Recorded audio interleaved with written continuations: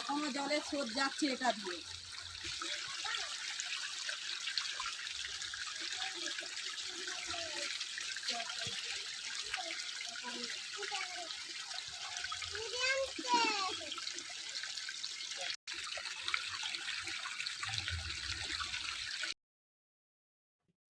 কংসাবতী নদীর বাঁধ ভেঙে পূর্ব মেদিনীপুরের পাঁশকুড়ার বেশ কয়েকটি এলাকায় প্লাবিত হয়েছিল। তবে বন্যা পরিস্থিতি কিছুটা স্বাভাবিক হলেও সর্বগ্রাসী কংসাবতীর জল কেড়ে নিয়েছে বসত বাড়ি। বন্যার জল বাড়ি ঘর থেকে নেমে গেলেও রেখে গিয়েছে তার চিহ্ন, যার ফলে আশ্রয়হীন হয়ে পড়েছে বেশ কয়েকটি গ্রাম। বন্যার জল ঢুকে প্লাবিত করেছে গোটা এলাকা, আর তার জেরেই ভেঙে পড়েছে বেশ কিছু বসত বাড়িও। যেমন বন্যা, আবার তার দোসর বৃষ্টি। আবার নতুন করে রাত ভোর অবিরাম বৃষ্টি শুরু হবার ফলে আশঙ্কায় রয়েছে বানভাসী মানুষ। একদিকে যেমন বাঁধের কাজ চলছে, অন্যদিকে ফের নতুন তৈরি হওয়া বাঁধ ভেঙে এলাকায় জল ঢুকতে শুরু করেছে। আতঙ্কে এলাকাবাসীরা। এখনো বৃষ্টির বন্ধের কোনো লক্ষণ নেই। প্রশাসনের তরফ থেকে নদীর বাঁধ মেরামতির কাজ শুরু করা গেলেও এখনো পর্যন্ত তা সম্পূর্ণ হয়নি। ফলে সেটি নিয়েও চিন্তিত বন্যার্ত মানুষজন। আবার নতুন করে প্লাবিত হতে পারে গোটা এলাকা, এমনটাই আশঙ্কা বোধ করছে স্থানীয় মানুষজন। তবে পাশে থাকার আশ্বাস দিয়েছে পঞ্চায়েত সমিতির সহসভাপতি। তবে কটাক্ষ করতে ছাড়েনি বিজেপিও।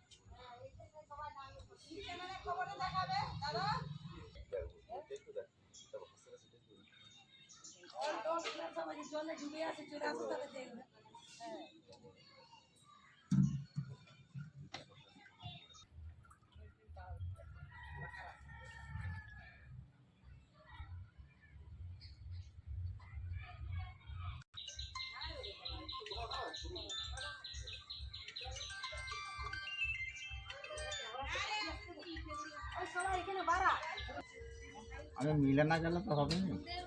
কত লম্বা ধরবো? আমি কারখানা না গেলে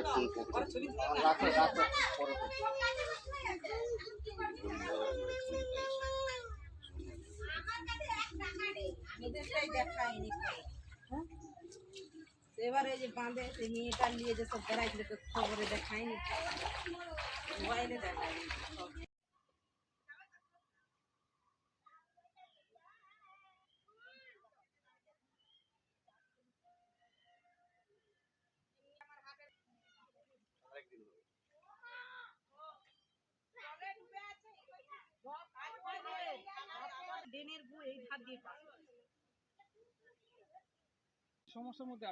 বাড়ি দিয়ে সাপ ফাপ ঢুকছে আর জল যাচ্ছে, ঘরের বেটা ছেলেরা সব কাজ ফাজ কারখানা ফারখানা সব ভর্তি, জলে ভর্তি, বাথরুমের জল, নোংরা জল সব যাচ্ছে, ট্যাপ ফ্যাপ সব বন্ধ, জল ফল খাবার জল ফল নিতে পারছি না আমরা। ছোট ছোট বাচ্চাদের সব রোগ হয়ে যাচ্ছে।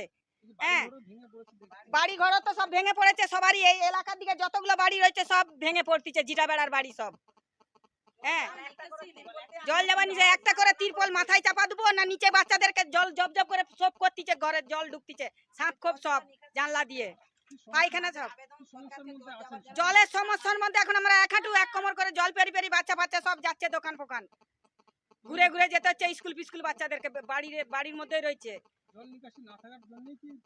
হ্যাঁ জল নিকাশি ইয়ে নাই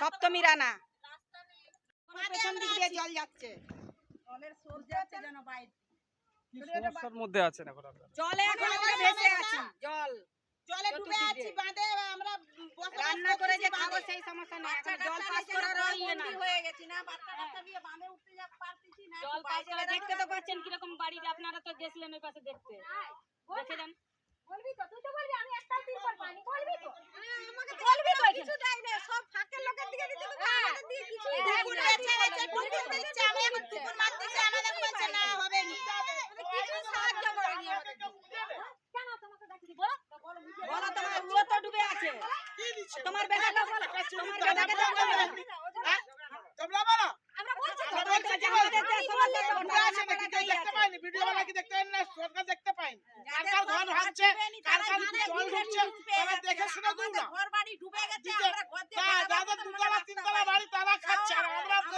ভিতরে আছি আমরা কিছু পাই না। ওই তো মুড়ি ক্ষয়ক্ষতি প্রচুর হয়েছে দেখতে গেলে প্রায় মানুষকেই নিঃস্ব করে দিয়ে গেছে হুট করেই তো জলটা চলে আসছে টাইম তো দেয়নি মানুষকে প্রচণ্ড পরিমাণে জল আসছে আমাদের গোটা গ্রাম ডুবে গেছে একেবারে এক জাঙের উপরে জল ঘরেই ঢুকে গেছে আর রাস্তাতে তো আমরা এক গলা জল পেরিয়ে আবার শেষের দিকটাতে তো এমন জল বাড়লো দুদিন পরে আমরা সবাই কলা ভেড়াই হয়ে তো পের হতে হলো রাস্তাগুলো পেরাতেই পারিনি তো এমন জল বাড়ি এই তো দেখুন না এই পাশগুলান সব আমরা এই তো ভেঙে পড়ে গেছে মাটির বাড়ি সে যা জল লাগছে ভাঙতে শুরু করে দিচ্ছে কোনো রকমে আমরা মানুষ সব বেরাইতে পারছি কিন্তু কিছু জিনিসপত্র কিছুই বের করতে পারিনি জল তো আবার আসতিছে তো নদীর বাঁধ তো এখনো ঠিকঠাক বাঁধাই হয়নি বাঁধার কাজ শুরু করছিল কিন্তু হয়নি আবার ফেরত জল ছাড়ছে জল আসতিছে আবার তো ডুবে যাবে সব গোটা গ্রাম আবার ডুববে যেও একটু জল কম ছিল আমরা 7 দিন পরে বাড়িতে ঢুকতে পারছি 7 দিন জলে ডুবে পড়েছিল আজকে 9 দিন হয়ে গেল এই 2 দিন হলো আমরা বাড়িতে আসছি তাও তো কাদা জলটা কোনো ক্রমে একটু মানে ঘর থেকে নামছে মাঠ এই রাস্তা থেকে এখনো ঠিকঠাক নামেনি আচ্ছা আমরা এখন বাঁধে উঁচু বাঁধে আছি একটা ওই সরকার থেকে তিরপল দিয়েছিল আমরা এখন সেইখানেই সকলে আছি হ্যাঁ এই তো একদম দেখুন না তো সব ভেঙে গেছে তো একেবারে প্রচুর কষ্টে এখন কি করব এবারে এরপরে আমরা থাকবো কোথায় খাবো কি সেসবের কোনো ঠিক নেই আমাদের তো চাষবাসের উপরে সব কিছু সব তো ভেসে গেল কিছুই রইলো নিখন আর ঘরের জিনিসপত্র যেও টুকটাক ছিল কিছুই তো বের করতে পারিনি এবার আমরা একেবারেই নিঃস্ব হয়ে গেলি মাধবী সাঁতরা কয়া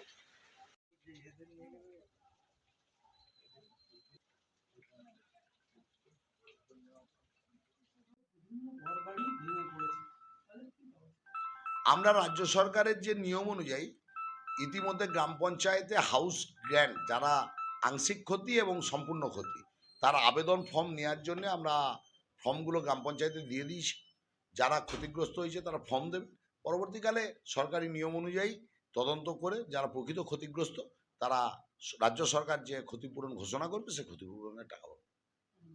সুজিত রায়, সহসভাপতি, পাঁশকুড়া পঞ্চায়েত।